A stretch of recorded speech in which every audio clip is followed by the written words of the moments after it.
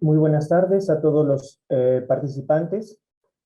Vamos a continuar con el curso Fortalecimiento de las capacidades de los miembros de los consejos de recursos hídricos y administraciones locales de agua de las cuencas de la vertiente del Pacífico.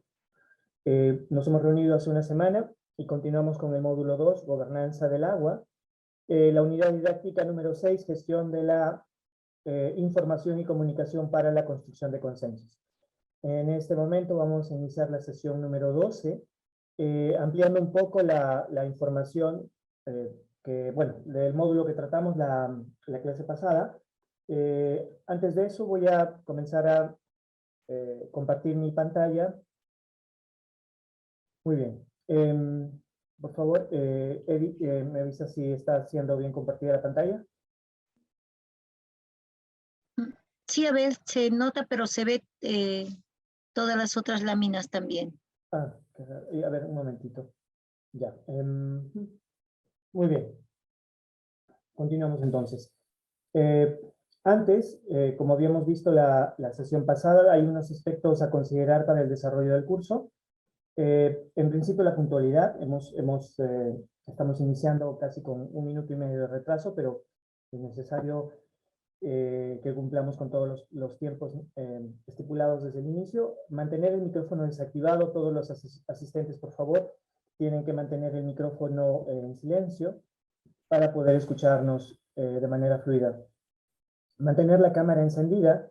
Se les ha pedido que durante el desarrollo de la sesión, pero principalmente en el proceso de trabajo grupal, tengan todos ustedes la pantalla encendida para que la cámara encendida para que todos podamos verlos, ¿no? Eso es esencial y se lo comentamos también desde el inicio. Prestar atención, sí, es un requisito obvio.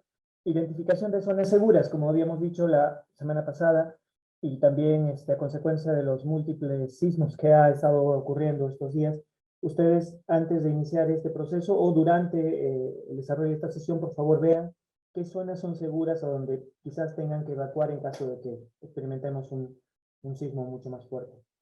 La conexión a internet es algo que ya habíamos considerado. Por favor, tienen que estar con una buena conexión a internet para poder tener fluida la transmisión. Una participación activa.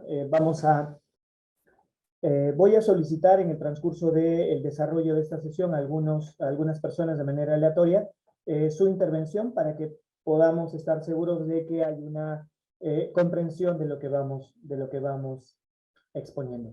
No existen jerarquías y los ejercicios, se necesita que ustedes cumplan con los ejercicios. Recuerden nuevamente que esta participación está siendo calificada. Nosotros vamos a remitir las calificaciones a la Autoridad Nacional del Agua, que es con quien nos hemos comprometido a hacer estos cursos. Y por favor, los ejercicios no son difíciles, tienen muchísimo que ver, el 100% de lo que pedimos en los ejercicios tiene que ver con su trabajo diario, de modo que solo necesitan darle la estructura que nosotros solicitamos en el desarrollo de este módulo. Y el manejo de los tiempos.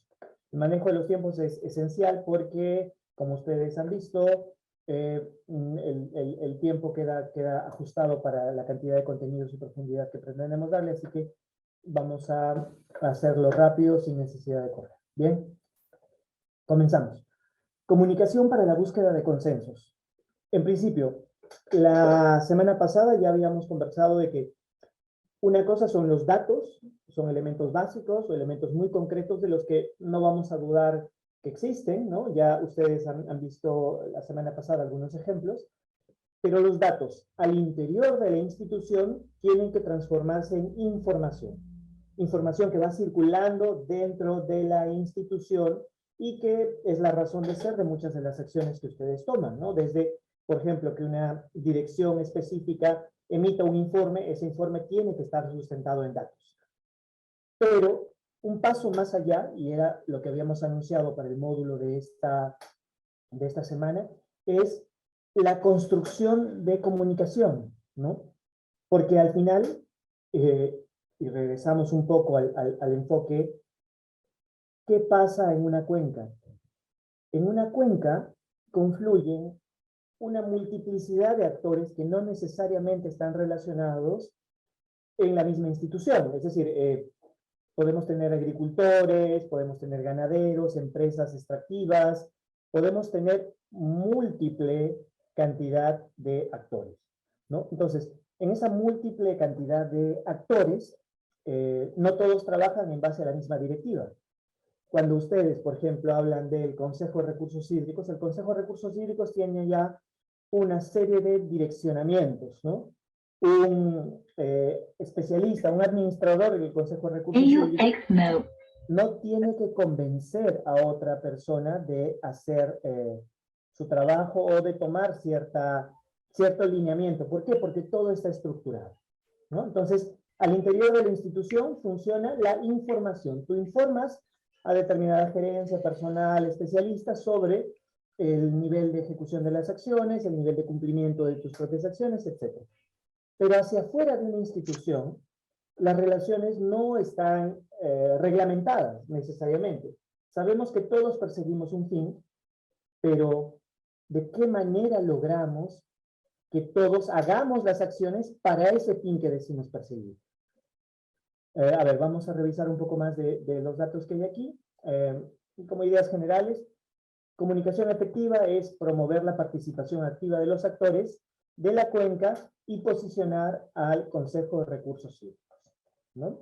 A ver, vamos trabajando ahí en esas ideas. ¿El Consejo de Recursos Hídricos es un espacio institucional de diálogo? Sí.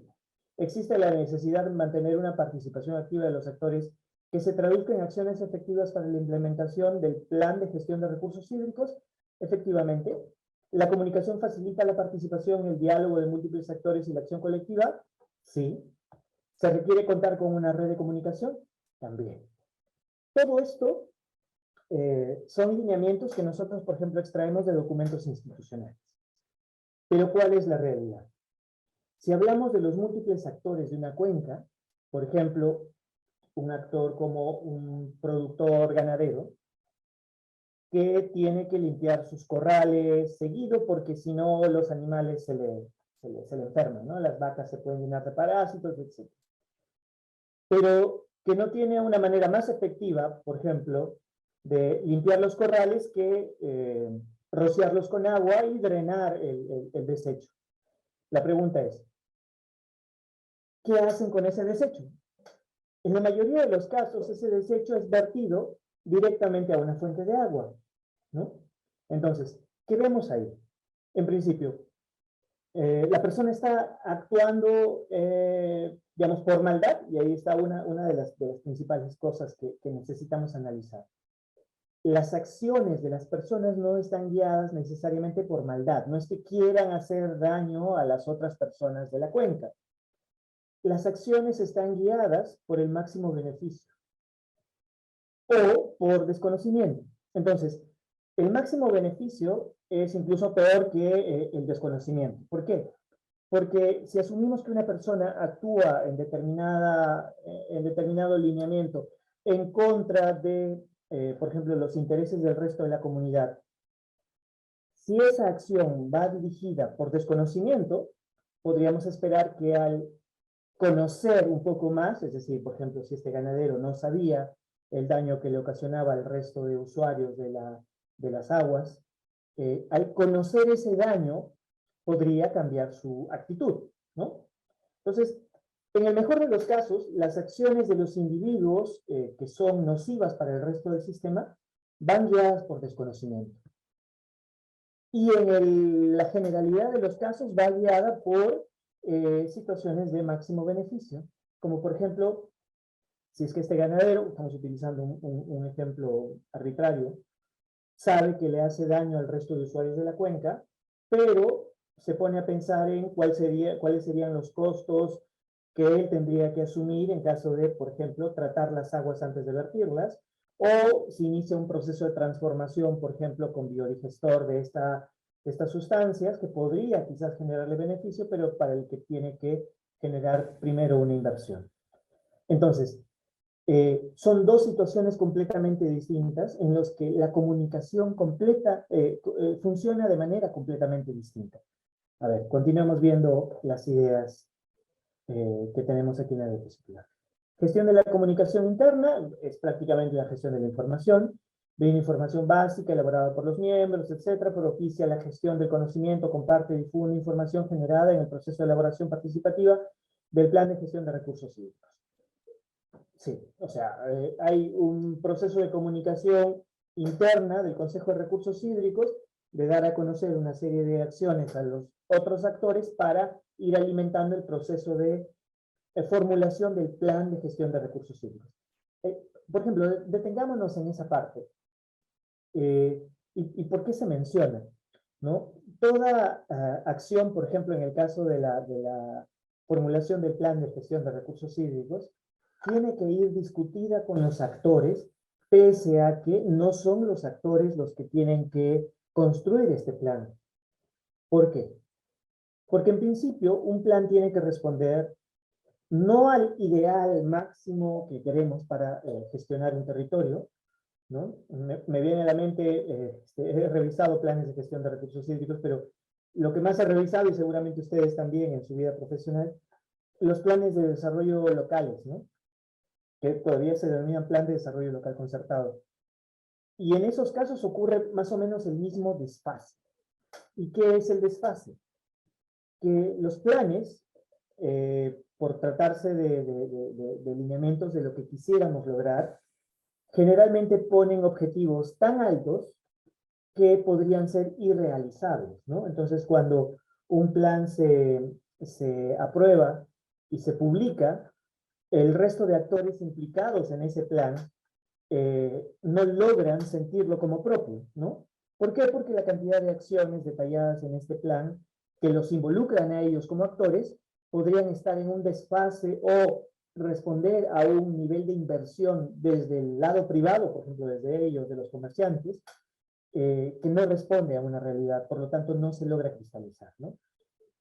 Por ejemplo, si en un plan de gestión de recursos hídricos se pone como objetivo que en los próximos 5 años se van a eliminar todos los vertimientos, cualquiera de los involucrados que genera vertimientos podría decir, yo en 5 años no voy a dejar de hacer esto, ¿no? Entonces, hacemos que exista un desfase, por eso es necesario la discusión. Sabemos que, al margen de todo, ¿no? O sea, hay un marco legal que dice que, por ejemplo, los vertimientos de determinado tipo son ilegales, pero no por ello dejan de existir y no dejan de necesitar estar dentro de un proceso ordenado de cambio, ¿no? Pero continuamos, a ver, como para dar detalle de cómo funciona la comunicación en estos procesos. Entonces ya, ahí hemos hablado de cómo el Consejo de Recursos Hídricos primero se alimenta de información para generar documentos al interno, como el Plan de Gestión de Recursos Hídricos. Pero después, cuando se formula este Plan de Gestión de Recursos Hídricos y se necesita articular con los otros planes que la comunidad tiene, como por ejemplo el Plan de Desarrollo Local Concertado, o el plan de desarrollo económico que puede tener una determinada gerencia de un municipio, que involucra mucho el uso de agua, obviamente, ahí ya comenzamos un proceso de comunicación, ¿no? Porque las informaciones tienen que retroalimentarse, ¿no? Si, por ejemplo, sabemos que en un municipio el plan de desarrollo económico dice que van a, no sé, multiplicar por 3 la cantidad de empresas productoras de ladrillo, ¿no?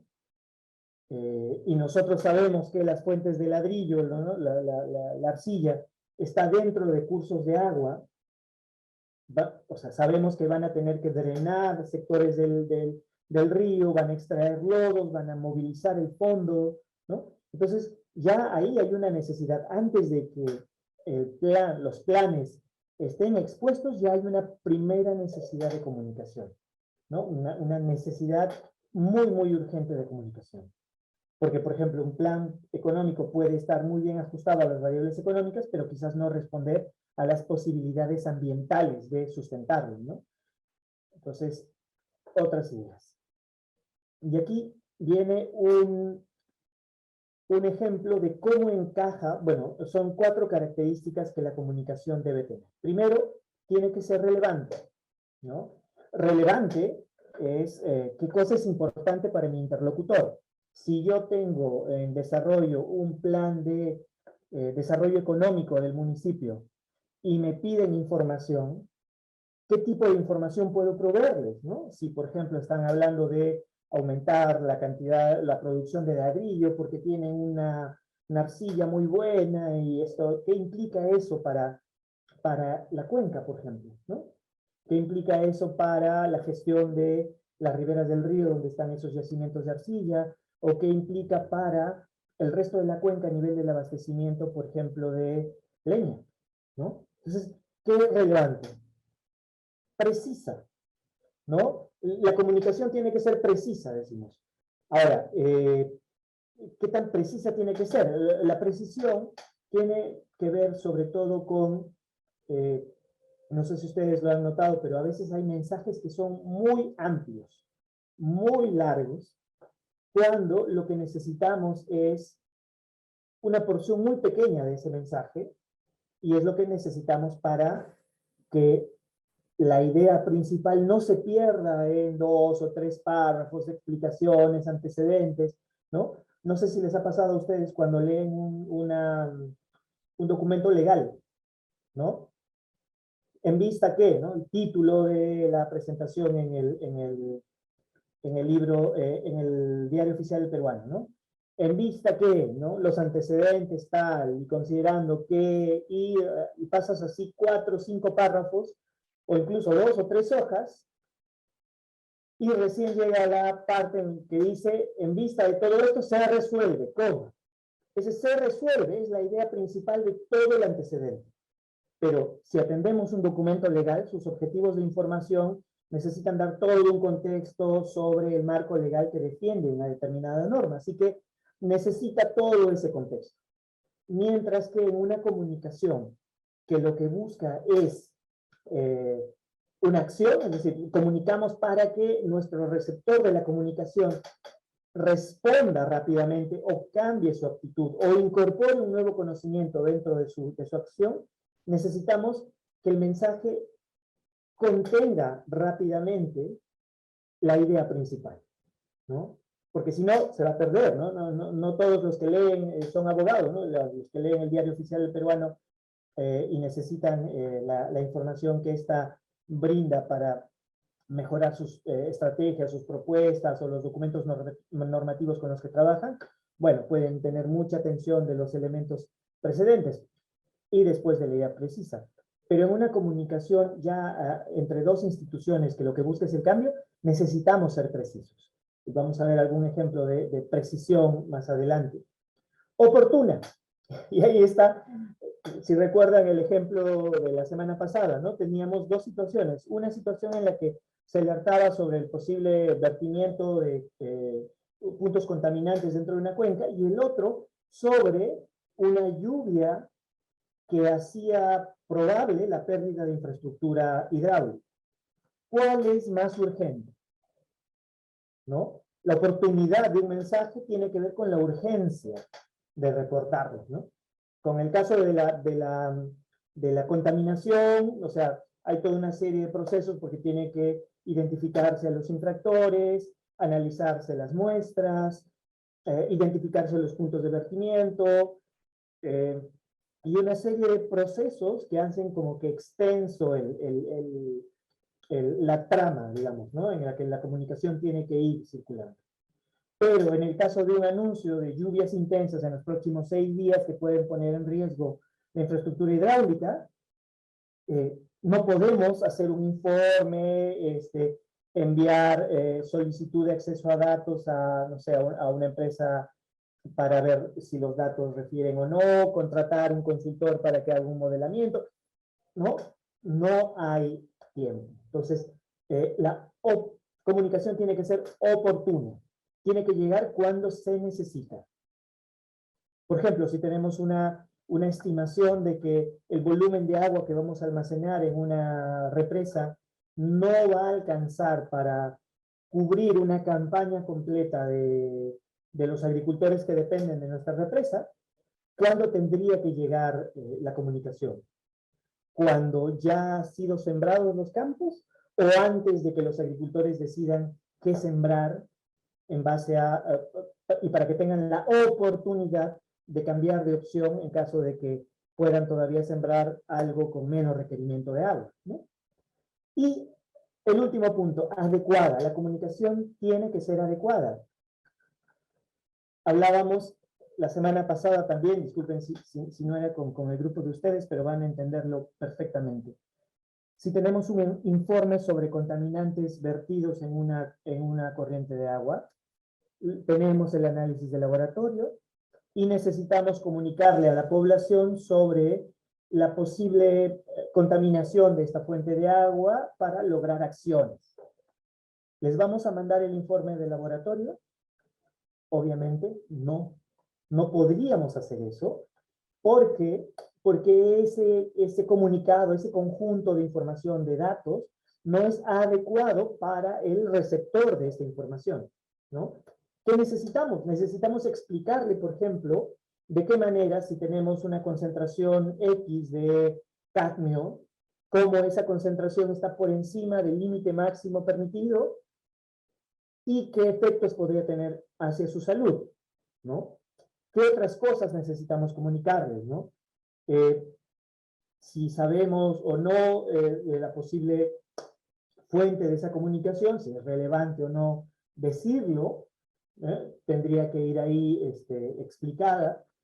Entonces, esto me viene a la mente justo un suceso, creo que por el 2011, que se encontraron contaminantes de cadmio en fuentes de agua.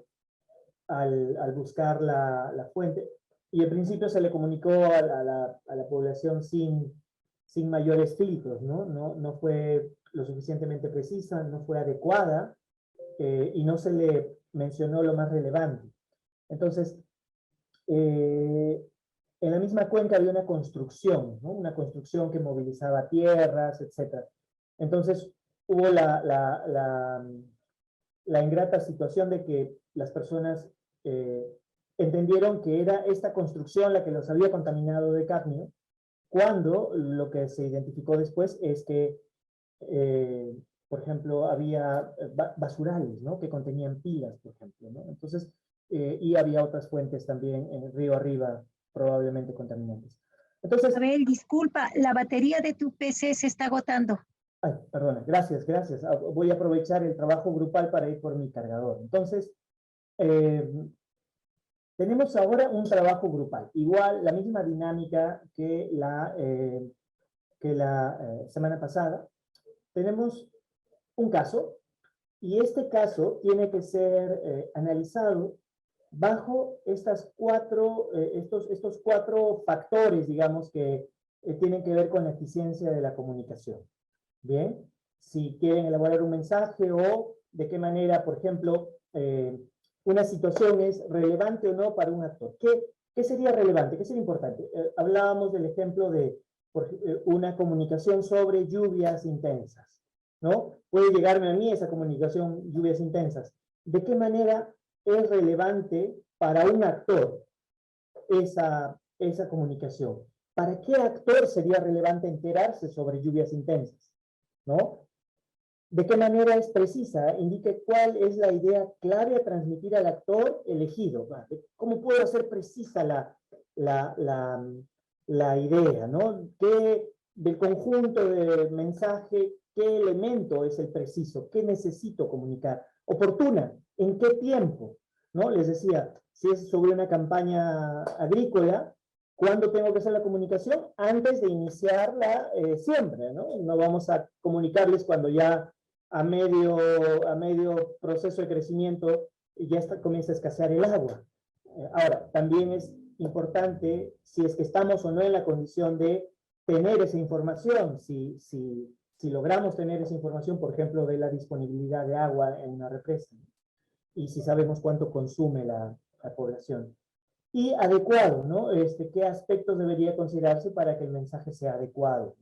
Si el receptor de la información son campesinos directamente y no el Consejo de Recursos Hídricos, ¿no? La Junta de Usuarios de Riego, o si tengo una empresa prestadora de servicios de saneamiento, o a diferencia de ellos una HAS, ¿no? De qué manera la información que yo pueda manejar tiene que transformarse en un mensaje que le interese y que pueda ser entendido por el que me va a escuchar, ¿no? Entonces, al igual que que la semana pasada vamos a tener un tiempo de trabajo de 25 minutos y un tiempo para la exposición de 3 minutos. Los grupos van a ser escogidos de manera aleatoria, igual que la semana pasada, y al igual que todo esto, vamos a estar saltando de grupo en grupo para poder dar las precisiones en el desarrollo de este trabajo grupal. Así que, bueno, comenzamos. Abel, son 10 participantes. ¿Cuántos grupos van a ser? Bueno, serán 2 grupos entonces. Ok,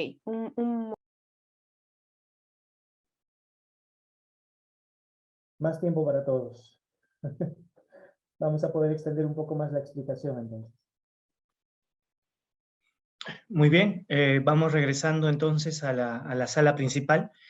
Interesante las conversaciones que han tenido, ¿no? Y las discusiones y también las ideas que han estado siendo vertidas, pero vamos a pedirles ahora que las expongan y a medida que desarrollemos las exposiciones, vamos a compararlas con el siguiente segmento que tiene que ver ya con lineamientos éticos de la comunicación.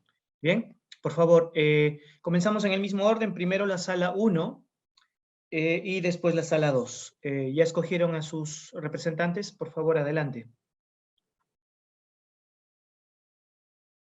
Les recordamos, en la sala 1 estaba el señor Ángel Espinar, Nicolás Suárez, Luis Paz, Alexander Chiroque y 2 invitados más.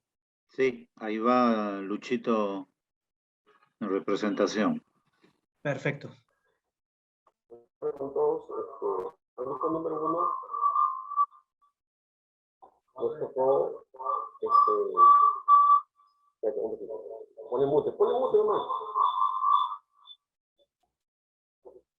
¿Ahora me escuchan? Sería ideal que si estás compartiendo la sala con otros participantes, todos apaguen sus micrófonos. El grupo, le decía, al grupo número 1 nos tocó en la cuenca Jetepeque-Chicama, sobre tsunami que informa a través de sus pronósticos que en unas semanas se esperan lluvias intensas, precipitaciones en las cuencas de Jetepeque y Chicama. Las lluvias que se registren en la cuenca incrementarán significativamente los caudales de los ríos antes mencionados, así como sus principales afluentes, por lo que se recomienda tomar la previsión del caso ante posibles huecos de deslizamiento del borde de los ríos que podrían afectar viviendas, vías de acceso y o pérdidas. El actor, usuarios agrícolas, y la matriz tenía un primer elemento clave que es relevante. ¿Es relevante para el actor? Hemos considerado que sí. ¿Por qué?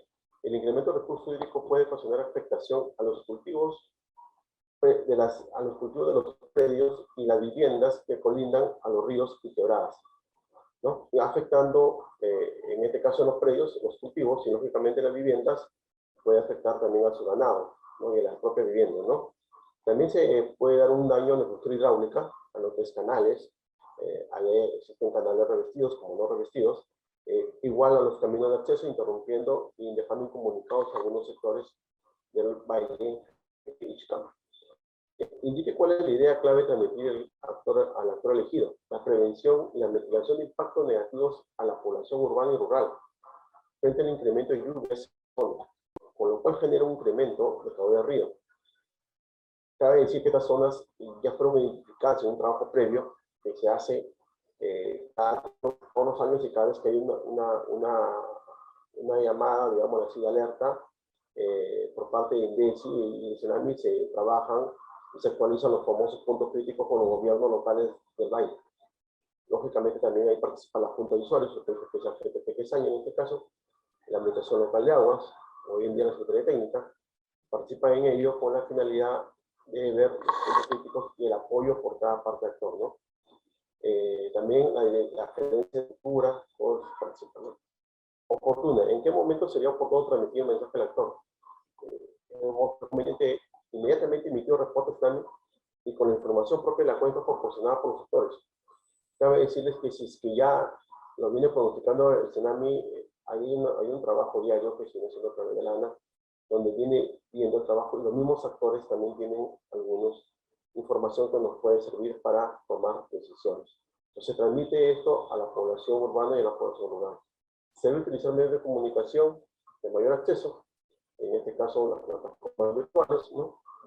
La televisión local, también los periódicos locales, los radios de la zona, las emisoras, etc., ¿no? ¿Qué aspecto debería considerar para que el mensaje sea adecuado?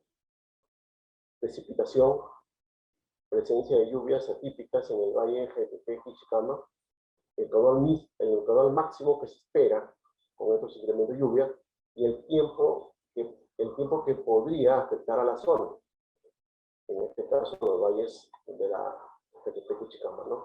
Los probables impactos, y también es no solamente alarmar, sino también hacerle sentir a la población que se viene realizando acciones de contingencia con el apoyo de los sectores.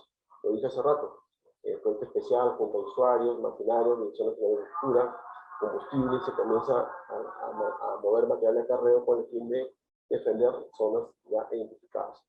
La zona de afectación, eso es lo que podríamos ser conveniente como grupo 1 en este trabajo, ¿no? Bien, gracias, gracias. Entonces, ahora pasamos al grupo número 2. Disculpe. Sí. A ver, ¿me permites mientras va listándose el grupo 2? Sí, adelante. Sí, lo que pasa es que en el grupo 1 lo que estamos observando es que ellos han bajado al formato Word y lo han trabajado, o sea, no está en línea. Y nosotros sí necesitamos que esto esté como medio de verificación del curso. Por lo tanto, por favor, pido al señor que ha expuesto, Luis José Paz Vélez, que lo comparta en este momento por el chat para ya subirlo al Drive. Lo que no pasó en el grupo 2 porque ellos les volvimos a dar el acceso, digamos, para que trabajen en línea. Eso sería todo. Por favor, José. Yo no podía poner nada. Sí, yo estaba en el grupo 2 y cuando yo los vi que estaban editando, dije, bueno, ellos, no hay problema con ellos, ¿ya? Por favor, mándenlo por el chat en este momento y ya para subirlo al Drive en el grupo que les corresponde, al grupo 1. ¿Ya? Por favor, esa indicación. Gracias, Abel. Muchas gracias, Eddie. Entonces, ya está hecha la indicación. Buenas tardes. En el grupo 2, caso 2, Cuenca Chancay Lambayeque. Este es el tema. Y el actor usuarios domésticos.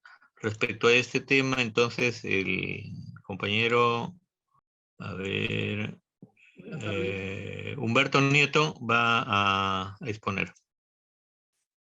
Muy buenas tardes, ¿me escuchan? Fuerte y Muy claro. bien. Muy bien, buenas tardes. Sí, el texto se refiere a la parte del río Reque, ¿no? Que está contaminado en el río Reque, en la parte baja de la cuenca, está contaminado por fosfatos, sodio y coliformes termotolerantes por los vertimientos de agua residuales domésticas sin tratamiento, intrusión marina, residuos fecales de aves de la zona y por la aplicación de fertilizantes en los campos. Respecto a esto, vamos a desarrollar el cuestionario. El actor principal es los usuarios domésticos, en este caso, ¿no? Vamos a la cuestionario, ¿no? Dice, elementos clave para la comunicación sobre el ítem 1 que es relevante. Dice, ¿es relevante para el actor? ¿Por qué? Sí es relevante, ¿no? Porque es una fuente de agua de los usuarios domésticos. Es decir, el agua la usan para actividades diarias, ¿no? La salud, el ambiente, la higiene, ¿no? Y lógicamente para los cultivos. Precisa, dice, indique cuál es la idea clave a transmitir el actor elegido. Las aguas contaminadas que se vierten en el río Reque generan enfermedades en todas las familias, dice. El vecindario, el pueblo y la sociedad en su conjunto. Para ser usadas con fines domésticos, el agua ya contaminada necesita un tratamiento, lo cual representa un alto costo para todos. Respecto al ítem 3, sobre oportuna, dice, ¿en qué momento sería oportuno transmitir el mensaje al actor? Dice. Bueno, nosotros hemos considerado que mediante eslogans a través de los medios para evitar el vertimiento de aguas contaminadas, ¿no? También utilizar las redes sociales, ¿no? Durante talleres expresamente para sensibilizar el tema de vertimiento de aguas contaminadas en los cuerpos de agua. municipalidades, gobierno regional, ANA, Consejo de Recursos Hídricos, PO y Junta, ¿no? También es importante cuando se solicite un permiso, una autorización para nuevos proyectos de agua y saneamiento, esa información debe estar a la mano por las diferentes instituciones para ser entregadas ahí a estos proyectistas, ¿no? Para que tengan en consideración. Y lo otro es que cuando los caudales del río bajan, se deben hacer las indicaciones que existe el mayor riesgo de exposición a la contaminación, ¿no? Porque a menor caudal hay más concentración de los contaminantes, ¿no? Adecuada. Dice, ¿qué aspectos debería de considerar para que el mensaje sea adecuado, ¿no? Que sea masivo, que el mensaje sea visualmente demostrativo y lógicamente fácil de asimilar, ¿no? Que tenga un contenido útil para el usuario doméstico, o sea, que le interese, ¿no? Que sea confiable, es decir, basado en la realidad cercana del usuario, ¿no? Se puede adjuntar, por ejemplo, los análisis de agua o una estadística de todos los resultados de los análisis que se han venido realizando, ¿no? Bueno, eso es lo que respecta al grupo 2. Bien, muchas gracias, muchas gracias. Lo que vamos a hacer ahora es, en principio, vamos a comenzar la segunda parte, y a medida que avancemos con algunas variables de la ética de la comunicación, podemos regresar. Yo he tomado nota de algunos aspectos de la exposición de ustedes, entonces tomamos esos aspectos de la exposición para ir analizando desde el enfoque de la ética de la comunicación. Perfecto. Muchas gracias a los que han expuesto. Voy a ahora pasar a seguir exponiendo la presentación. Muy bien. Entonces, por favor, me confirman que se esté viendo. Sí. Muy bien. Entonces, importancia de la comunicación. ¿Permite interactuar permanentemente con los actores de la gestión integral de recursos hídricos? Sí. ¿Contribuye al posicionamiento del Consejo de Recursos Hídricos como interlocutor válido para la concertación de intereses de los actores? Y ahí una cosa interesante, porque si ustedes analizan, y como nos lo habían mencionado algunos grupos la semana pasada, en realidad el conjunto de atribuciones de los consejos de recursos hídricos son muy específicos, ¿no? Entonces, algunos ejemplos que les hemos pedido hacer, tanto al grupo de hoy como a grupos de otras fechas, no constituyen necesariamente un deber de comunicación del Consejo de Recursos Hídricos, pero sí es de interés de los actores con los que están involucrados. Entonces, si es que el Consejo de Recursos Hídricos se atribuye el trabajo de recolectar estas fuentes de información que son importantes para la gestión de recursos hídricos y las da a conocer a los interlocutores con los que trabaja, es decir, por ejemplo, con agricultores, con municipios, con gerentes de recursos naturales de algunos municipios, etcétera. Lo que está haciendo el Consejo de Recursos Hídricos, y más que el Consejo, las personas integrantes del Consejo de Recursos Hídricos, es lograr un posicionamiento. ¿Y por qué por qué es necesario un posicionamiento? Porque muchos de los objetivos que persigue una gestión integral de recursos hídricos son objetivos que tienen que trabajar más con voluntad de los actores. No es tanto obligación, sino voluntad. E incluso si es que es un tema relacionado a obligaciones, no vamos a lograr que un actor, por ejemplo, deje de contaminar un sector si es que no logramos primero tomar la voluntad de ese actor o de los actores que lo envuelven, ¿no? Algo tan básico como lo que les contaba de los ganaderos que limpian los corrales, generando vertimientos, ¿no? Para un ganadero, eso no es un vertimiento. Para un ganadero, el vertimiento es, por ejemplo, el desagüe de una empresa. Entonces hay siempre esto de no reconocer las propias acciones dentro de un marco. ¿De qué manera logramos que un grupo con relativa autoridad o con conocimientos técnicos más avanzados puedan transmitir mensajes y que estos mensajes sean aceptados bajo el posicionamiento, ¿no? Eso es crucial. brinda información actualizada y permanente de las acciones realizadas para mejora de la gestión integral de recursos hídricos. Sí, esperamos digamos, es una de las ideas, ¿no? De la existencia de un Consejo de Recursos Hídricos, por ejemplo, tener información actualizada y permanente de fuentes de contaminación o unidades, unidades productoras en la zona o cantidad de cabezas de ganado, que puede ser información que se trabaje a nivel de Ministerio de Agricultura, por ejemplo, pero que puede fácilmente ser incorporado dentro de una base de información del Consejo de Recursos Hídricos. ¿Por qué? Porque lo que se busca desde el Consejo de Recursos Hídricos es un fortalecimiento de los vínculos interinstitucionales, ¿no?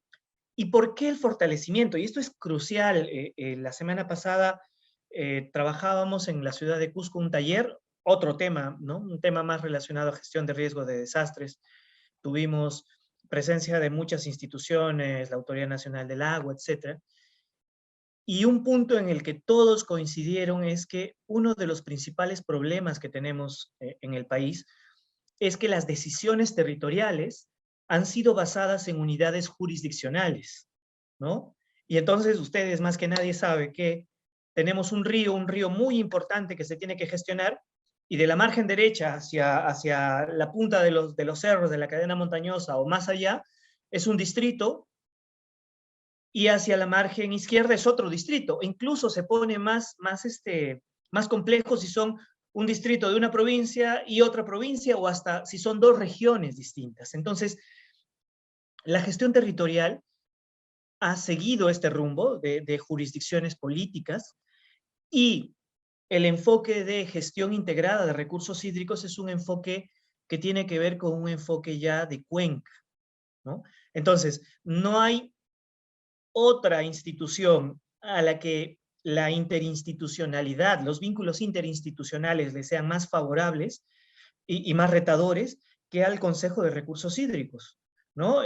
Si ustedes lo ven desde ese punto de vista, son parte de las instituciones con la esperanza que tenemos de mejorar la gestión del territorio se basa en lograr un enfoque de cuencas. Y la única institución que tenemos en este momento que se basa en un enfoque de cuencas son los consejos de recursos hídricos. Así que son una suerte de bisagra dentro de todo del proceso de gestión territorial, y aparte de las atribuciones que ya tienen, hay una serie de atribuciones implícitas, por ejemplo, la coordinación interinstitucional de la que estábamos hablando. Esto como para poner en perspectiva, ¿no? Cuando mencionamos, por ejemplo, continuando un poco el proceso, la comunicación como medio de articulación de los actores. Vamos a pasar una serie de ideas. ¿Promueve la participación activa de los actores en la gestión de los recursos hídricos? Sí, correcto, ustedes tienen esa función. Y para lograr esa función es que buscamos medios o herramientas de comunicación adecuadas. Crean conciencia en los responsables de entidades públicas y privadas de participar en la gestión de los recursos hídricos. Efectivamente, impulsan compromisos para que los actores implementen los acuerdos establecidos para mejora de la gestión de recursos hídricos. Sí. Difunden información enfocada a mejorar la gestión integrada de los recursos hídricos, y fortalece y visibiliza el trabajo del Consejo de Recursos Hídricos de Cuenca. Entonces, estos son los objetivos de la comunicación desde el Consejo de Recursos Hídricos hacia los otros actores. Para esto es importante poseer una red de comunicación. Sí, ¿no? Habíamos discutido la sesión pasada, tanto con ustedes como con otros grupos, que muchas de las relaciones de comunicación en las instituciones ya están normadas, muchas de ellas por documentos operativos, resoluciones, etc. Pero en la práctica, las relaciones de comunicación dentro de las instituciones, de las que no escapa también los consejos de recursos hídricos, están principalmente normadas por relaciones personales, ¿no? Es decir, yo conozco al director de la empresa prestadora de servicios de saneamiento y por eso tengo una comunicación fluida con él. Pero no conozco al director de la otra agencia o de la otra empresa de servicios de saneamiento que está en la ciudad Cuenca Bajo, y entonces no puedo comunicarme con él, ¿no? Entonces, El gran problema es que mucha de la red de comunicación dentro del entorno de la gestión de recursos hídricos se basa en estos principios de cercanía y no en comunicaciones formales que ya están normadas. ¿Cómo logramos pasar de un punto al otro? Ese es el gran reto, porque, por ejemplo, si promovemos, como se dice, la participación y la comunicación efectiva y activa con los actores en los procesos de planificación y gestión de los recursos hídricos. Hay cosas como, por ejemplo, las reuniones técnicas en los procesos de formulación de los planes de gestión de recursos hídricos, donde tendrían que estar no solo convocados, sino que tendrían que asistir los otros actores, y ahí vemos, por ejemplo, un punto crítico, ¿no? Cuando ustedes convocan a reuniones preparatorias o para discutir los planes de gestión de recursos hídricos, que muchas veces se convierten en la única oportunidad que se tienen para conversar con otros actores, muchas veces los actores no acuden. Y ahí estamos, digamos, con un punto crítico, ya que mucha de esa lejanía de estos otros actores no depende tanto de las acciones que emprende el Consejo de Recursos Hídricos, sino más bien de la comunicación y quizás de la comunicación persuasiva. Pero bueno, continuemos un poco avanzando. A ver, si me permites. A ver, sí, ¿lo escucho? ¿Qué tal? Por aquí Ángel. Y Ángel, ¿cómo está? Mira, supongo que los demás colegas de los consejos también experimentan esta situación. ¿Qué ocurre? Nosotros somos consejeros que representamos o somos elegidos y representamos un conjunto de actores que supuestamente debemos canalizar sus intereses y devolverles comunicarles, informarles los acuerdos que toma el Consejo y en ida y vuelta ir encontrando esos mecanismos de información y de comunicación. En el caso, por ejemplo, de los consejos mexicanos, del Consejo de Cuenca en México, avanzaron a tener asambleas por cada estamento, ¿no? Por decir, el uso dentro de lo que nosotros denominamos usos no agrarios, en el caso de los del Consejo de Cuenca en México, cada estamento tiene su propia representación, no hay un no agrario que representa a diversos actores, con lo cual se complejiza vincular, hacerlo los puentes de comunicación e información, ¿no?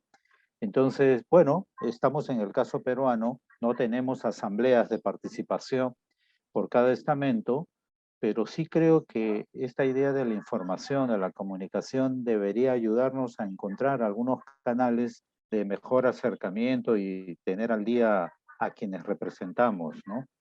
En la línea de esa red hídrica que mencionas. Pero quizá, bueno, en algún momento un esfuerzo que había hecho es fotocopiar en aquel entonces todos los documentos y enviarlos a los representados, ¿no? Ahora uno lo hace a través del correo electrónico, pero el mecanismo resulta insuficiente, ¿no? Porque básicamente uno solo está remitiendo información, ¿no?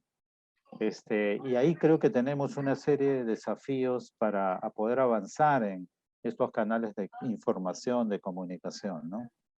Eso quería compartir. Ángel, muchas gracias por tu intervención. Y sí, una realidad que tenemos, y bueno, hice un acercamiento un poco parcial hace un rato, es que en el Perú tenemos retos en la gestión territorial, retos muy grandes que tienen que ver con un proceso de construcción de la institucionalidad basada en jurisdicciones que no responden a elementos naturales, ¿no? Por eso les decía, y un poco tú traes el ejemplo de la Autoridad del Agua en México. Y bueno, como para poner en contexto, la Autoridad del Agua en México es tan grande y tan poderosa que agrupa debajo de sí, por ejemplo, a los servicios meteorológicos, a los servicios geológicos, a unidades de investigación, ¿no? Entonces es un posicionamiento, por ejemplo, que la gestión de recursos hídricos en un territorio en el que el uso del agua y los cobeneficios derivados del uso del agua y los riesgos derivados del uso del agua, por ejemplo, el drenaje de grandes zonas pantanosas que aumenta, en el caso de México, el riesgo de desastres ante los sismos. Entonces, ha llevado a la gestión de los recursos hídricos a un posicionamiento dentro de la estructura de gestión territorial que en el Perú no lo tenemos, pese a la gran importancia de la gestión de recursos hídricos. Así que no estamos diciendo que en el Perú la gestión de los recursos hídricos sea menos importante que en México, pero lamentablemente ha seguido un camino en el que las instituciones que gestionan los recursos hídricos no tienen el posicionamiento que en otros lugares tienen, ¿no? Y eso es una realidad completamente palpable, que ustedes la han experimentado desde las atribuciones que tienen, o incluso hay un desfase, ¿no? Porque al entender esa importancia de la gestión de recursos hídricos, las atribuciones aumentan, pero no aumenta el presupuesto, no aumenta la disponibilidad de potencial humano, ¿no? Entonces, sí, es un problema que tenemos, es un problema de fondo, que no lo vamos a cambiar pronto, pero tenemos acciones como, por ejemplo, el proyecto este gigantesco de modernización en la gestión de recursos hídricos, que lo que trata es de colocar ciertos procesos modelo a través de los cuales esta importancia en la gestión de los recursos hídricos, con todas las ventajas, co-beneficios y riesgos que atañen, puedan comenzar a ser tomados en cuenta, ¿no? Entonces, es un proceso, lo sabemos, así que muchísimas gracias por la intervención. Y nuevamente, regresando a la idea que venía hace unos minutos, el Consejo de Recursos Hídricos y en general la gestión integrada de recursos hídricos desde un enfoque de cuenca se convierte en el principal reto en la gestión del territorio en el país, ¿no? Y es el primero que rompe la estructura previa de jurisdicciones territoriales que responden a límites naturales, pero rompen esos límites. Nos basamos en límites que no deberían ser límites. No puede ser que a la margen derecha de un río sea un territorio político y a la margen izquierda otro, ¿no? Deberíamos tener una visión integrada de cuenca y no la estamos teniendo. Pero bueno, avancemos un poco en el proceso de comunicación, que es uno de los puntos iniciales en los que podemos afianzar esa importancia de la gestión de recursos hídricos, ¿no? ¿Por qué? Porque el reto ahora es cómo estos agentes políticos, en muchos casos, con distintas nociones, distintos intereses, o incluso personas con distintas ambiciones, pueden lograr en este trabajo en red una fuente común de beneficio. Así que, a ver, veamos, en el nivel estratégico, articular fuerzas en torno a un objetivo común. El objetivo común, la gestión de recursos hídricos, pero puede tener muchos otros subobjetivos. Por ejemplo, lograr los volúmenes adecuados de agua, pero no ahora, sino a futuro, ¿no? Y eso tiene que ver con gestionar las nacientes, los pajonales, etc. Entonces, esa idea puede incorporarse. ¿Trabajar en red supone una estrategia de gestión? Sí, completamente. ¿Por qué? Porque todos los actores tienen intereses diversos. El fortalecimiento interno de cada uno de los miembros, sí, pero desde un enfoque institucional, ¿no? Si una junta de usuarios de riego trabaja en torno a sus intereses, los intereses de la junta de riego tienen que ser compatibles con los intereses de la cuenca en general. Si trabajamos, por ejemplo, con un gremio de ganaderos, ¿de qué manera los convencemos de que invertir más, mejorar, por ejemplo, los procesos de tratamiento de sus desechos, van a ser buenos para ellos mismos y para el resto, por ejemplo, de la cuenca, ¿no? Muchas veces un ganadero no considera que los vertimientos que puede estar generando en un sector afectan al ganado de otro vecino dentro de la parte baja. Entonces, por ejemplo, trabajar con el grupo de ganaderos nos hace mejorar la respuesta de cada uno de ellos, porque necesitan, por ejemplo, solo puede haber uno libre de daño, ¿no? El resto de ganaderos, por ejemplo, en una vertiente, cada uno recibe el daño que puede estar siendo generado aguas arriba, ¿no? Y así, o sea, tener estrategias de trabajo en grupos en función de los intereses. Nivel de gestión del conocimiento, generar una comunidad de aprendizaje y conocimiento, es crucial. Se comparten saberes, lecciones aprendidas, ideas, lograr resultados concretos y significativos, permite generar incidencia hacia los decisores, ¿no? Esto de generar una comunidad de aprendizaje me parece crucial, porque en una visita que tuvimos al Cusco hace algunos meses, les cuento, digamos, al margen, estábamos trabajando para que los campesinos puedan medir la lluvia, ¿no? Medir la lluvia y medir el riego, es decir, colocar unas bateas pequeñas, ¿no? Graduadas en la base de sus cultivos para saber si en la temporada de lluvias, la lluvia de determinado día, porque lo que sucede en esta zona en la que trabajábamos era que cuando llovía, los campesinos ya no regaban. Y la pregunta de fondo era, ¿la lluvia suple lo que ellos dejaban de regar? ¿O era un exceso o más bien faltaba? Pero la acción sin miramientos de los campesinos era dejar de regar cuando llovía. Entonces se colocaban estos recipientes graduados, ¿no? Pluviómetros en la base de los cultivos para medir más o menos cuánto de agua llegaba. Pero en la reunión que teníamos con la representante de una agencia de cooperación francesa, ella nos comentaba que su abuelo, por ejemplo, un señor analfabeto, ella misma lo presentó, mi abuelo era un analfabeto, pero ella recordaba que su abuelo siempre hacía eso, es decir, medía la cantidad de agua.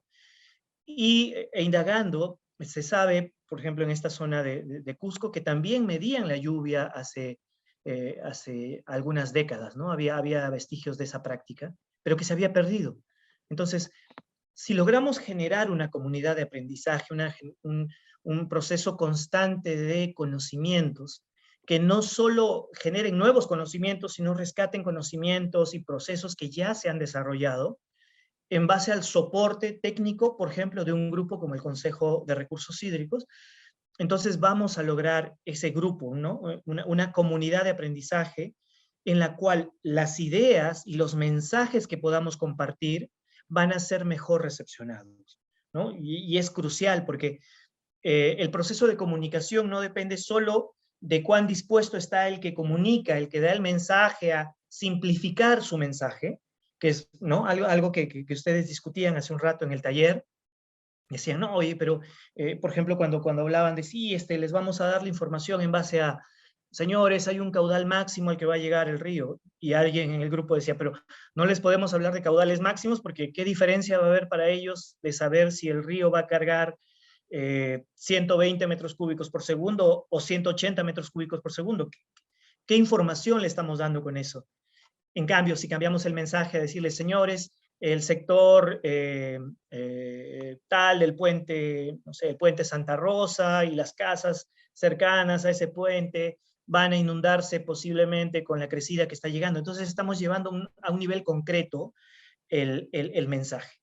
Bien, el mensaje, la comunicación no depende solo del que crea el mensaje y de cuán simplificado pueda dar el mensaje a su interlocutor, sino de cómo invertimos todos para que el interlocutor, el que recepcione el mensaje, pueda también mejorar en su proceso de comprensión de lo que vaya a venir. Porque al final en el proceso de comunicación no estamos solo nosotros desde el Consejo de Recursos Hídricos y los agricultores por el otro lado. Los agricultores van a recibir información de múltiples fuentes y en un espacio en el que múltiples fuentes tienen distintos grados de adecuamiento del mensaje, lo que puede ocurrir es que más bien el receptor del mensaje, si no logra mejorar sus capacidades para entenderlos, lo que va a hacer es recluirse, ¿no? Cerrarse, dejar de escuchar. Y eso es un problema, ¿no? Por eso esta parte interesante, generar conocimiento, o sea, generar una comunidad de aprendizaje y conocimiento es crucial. Hemos leído varios programas, varios planes de gestión de recursos hídricos, donde incluyen este componente, ¿no? Pero no es la característica general, y a veces lo incluyen más como un discurso que como un conjunto de acciones, ¿no? Así que tenemos que evaluar eso también. A ver, La comunicación, esto es la ética de la comunicación en la difusión de acuerdos y prioridades y resultados del Consejo de Recursos Hídricos. Este conjunto de lineamientos éticos los hemos extraído del documento del que hablábamos la semana pasada, una directiva sobre el proceso de comunicación dentro del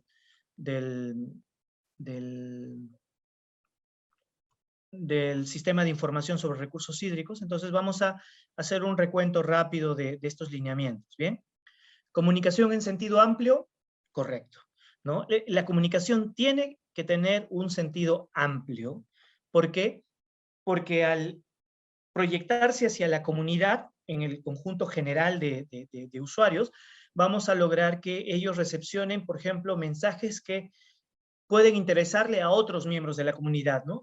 Las acciones de información y sensibilización, formación, educación, consulta, participación activa, que cada receptor sienta ser parte del proceso comunicativo, ¿no? Necesitamos que cuando hablamos a un conjunto de actores, cada uno sienta que es parte del proceso de gestión de recursos hídricos. Pero a su vez, tiene que ser una comunicación útil, orientado a las acciones, ¿no? No necesitamos que la comunicación sea un discurso de buena voluntad, ¿no? Porque un discurso de buena voluntad que no va acompañado de acciones deja de ser oído.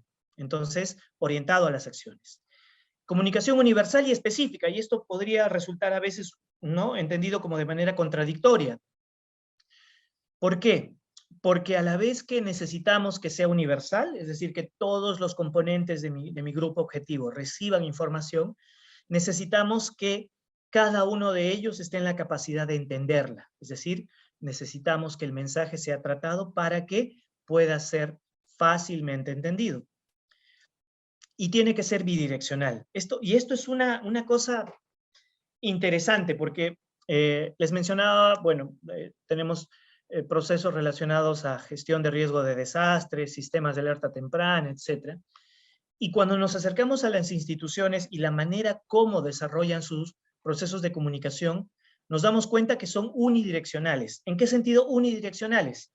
Un trabajador de un municipio dice, bueno, mi deber es comunicar a la población de que esto está ocurriendo, o esto podría ocurrir, o tiene que evacuar, ¿no? Etcétera. Pero no asume dentro del proceso de comunicación que alguno de todos estos receptores de la comunicación lo puede llamar y decirle, oiga, algo como, por ejemplo, sí, su anuncio dice que se va a activar una quebrada, pero esta quebrada ya se activó hace 2 horas, ¿va a volver a activarse? Y en ese momento, lo que necesitamos del comunicador, del que emite esa información, es un cuestionamiento y una revisión de su fuente, ¿no? O cosas tan variadas como por ejemplo, si ustedes comunican sobre la posibilidad de que el agua, por ejemplo, esté contaminada y alguien los llama y les pregunta si en realidad es malo para el consumo humano, pero si puede, por ejemplo, desempeñar otras acciones como regar un campo de cultivo, ¿no? Entonces, nosotros necesitamos considerar que la comunicación es un proceso de confianza. Y en el proceso de confianza, el receptor de la información lo que va a hacer es validar la fuente. ¿De qué manera valida la fuente? Cuestionando, aumentando la cantidad de información que recibe. Si a un agricultor se le comunica algo respecto, por ejemplo, la crecida del río, la crecida inminente del río, y el agricultor llama a su interlocutor o lo encuentra en una visita técnica o algo, y le pregunta, por ejemplo, puede darse el caso, y lo comentaban ustedes en sus discusiones, de que un anuncio de desborde, hasta que no ocurra, es una posibilidad que puede incrementarse. Si es que un receptor de esa información experimenta que pese al anuncio de un desborde, no ocurrió el desborde, y los cuestiona a ustedes, ¿cuál es la mejor posición que pueden tener? Explicar cosas que se explican tan poco como la incertidumbre, ¿no? Hay un capítulo entero dentro del proceso de comunicación en Ciencia Ciudadana relacionado a cómo transmitir incertidumbre. Porque tenemos que ser claros, ¿no? La comunicación no está libre de incertidumbre. si decimos que un río se va a desbordar, lo que esperamos siempre es que el caudal que llegue hasta determinado lugar crítico no sea lo suficientemente fuerte como para que dañe a la gente. Nadie en su sano juicio espera que ocurra. Todos esperamos que no ocurra. Así que cuando anunciamos que va a ocurrir, siempre tenemos, desde el lado de los que anuncian el hecho, tenemos la esperanza de que no sea tan grave, ¿no? Entonces, de todos modos, el conocimiento de la incertidumbre por parte del receptor es crucial. Hace un tiempo había un juego que se hace, no sé si alguno de ustedes lo ha visto, en el que públicamente se agarraban unas bolitas de colores y se metían, ¿no?, 20 bolas amarillas y 5 rojas dentro de una bolsa, ¿no? Y la gente comenzaba a sacar indistintamente y comenzaban a hacer el cálculo de cuán posible era que les toque una bola roja o una bola amarilla, ¿no? Y después en ese transcurso cambiábamos los hechos y les decíamos, ya, las bolas amarillas son que no va a haber lluvias intensas, y la roja es que va a haber un desborde y una inundación y vas a perder tu casa. Cuando quedaban 2 bolas rojas dentro de 10 o 12 amarillas, le decíamos, ¿puedes apostarlo? O sea, ¿estás seguro con estas posibilidades? ¿Te quedarías en tu casa o te irías de tu casa?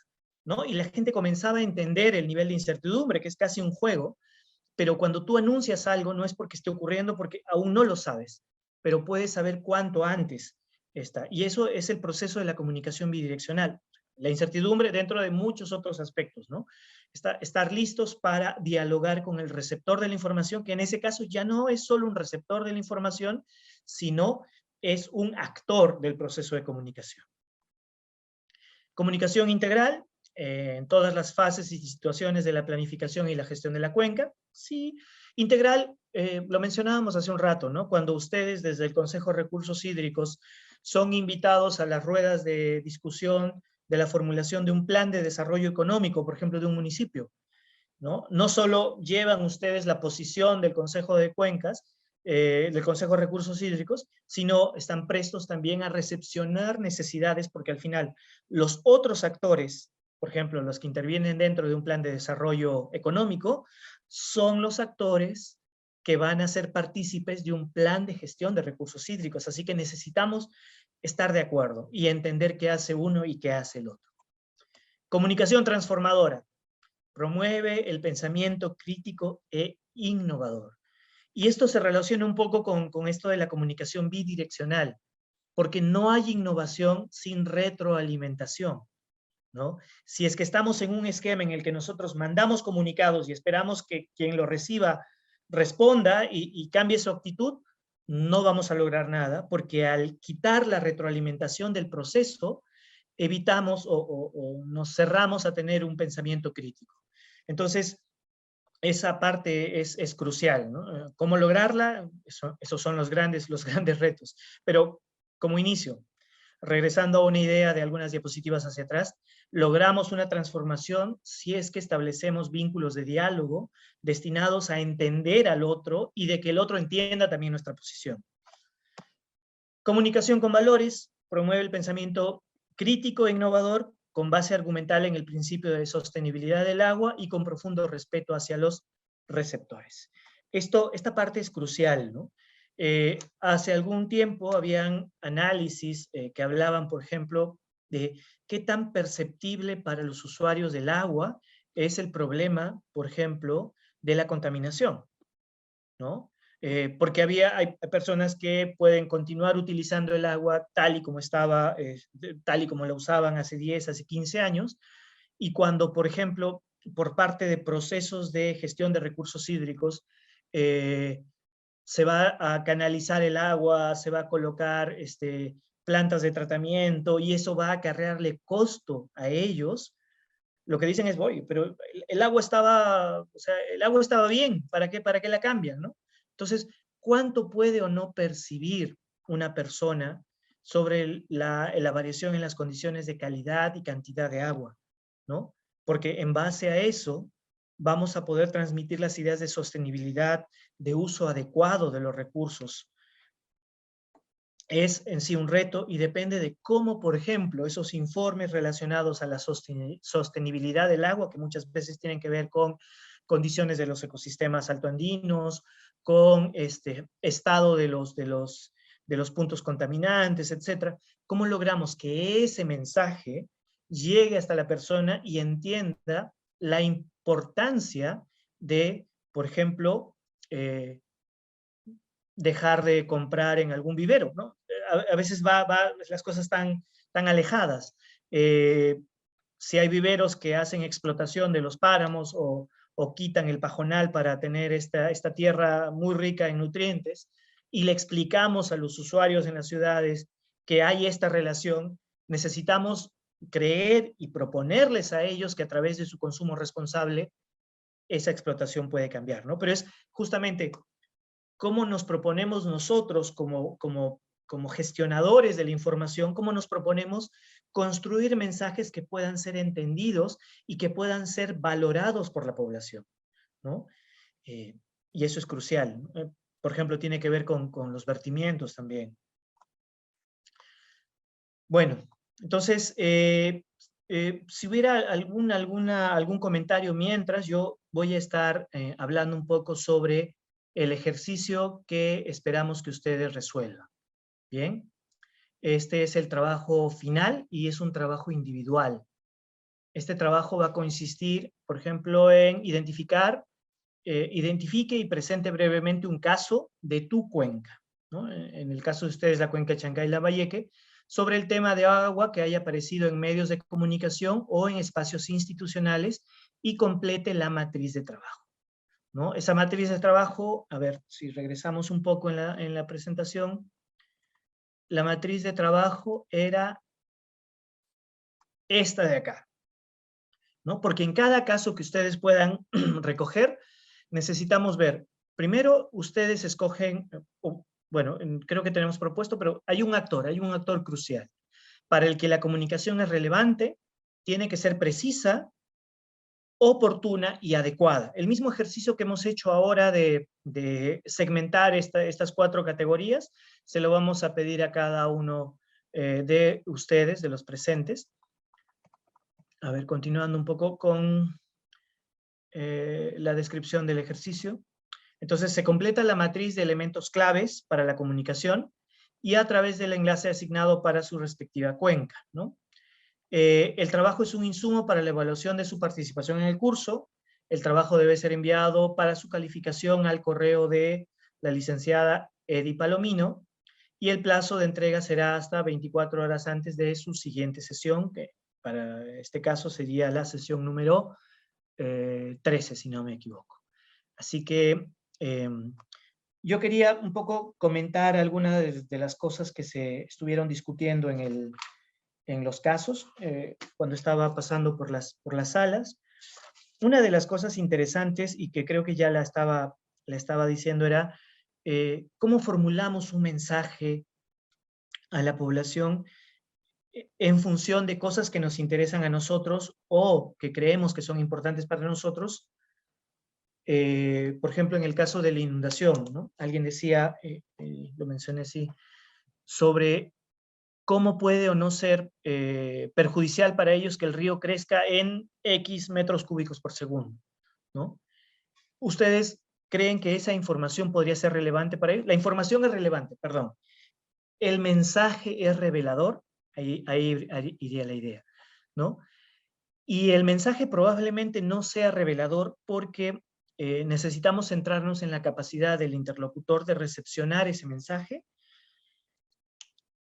y esa capacidad de recepcionar el mensaje tiene que ver también con cuán involucrado se siente el individuo, ¿no?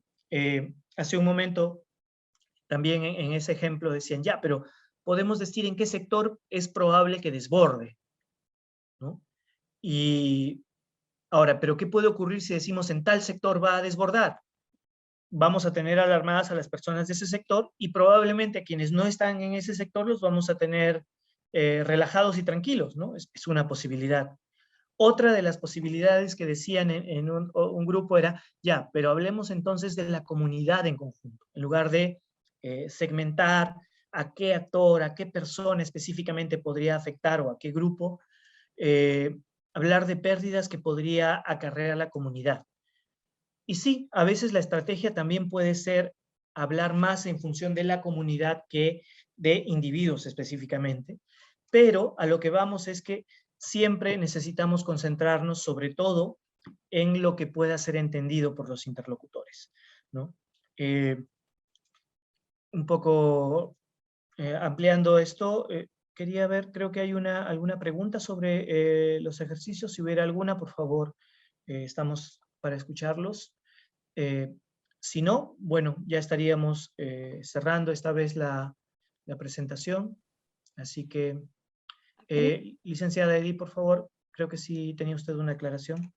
No, yo, Pamela Abel, para que mencione sobre el tema de la evaluación. Pamela, gracias.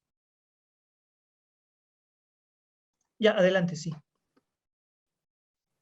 Sí, bueno, al estar concluyendo esta unidad didáctica, se está terminando también el módulo 2. Entonces es necesario que, además del ejercicio y de la sesión de queremos saber qué piensas de la sesión 12, también desarrollen la evaluación de salida del módulo 2. Todas estas actividades, incluyendo el enlace de la evaluación de salida, se les va a estar proporcionando el día de mañana en un correo, como todas las semanas, y eso es todo, sí. Muy bien, entonces hemos terminado la sesión del día de hoy. Muchísimas gracias por su participación. Y bueno, ya estaremos en comunicación y leyendo sus trabajos individuales. Muchas gracias, buenas tardes.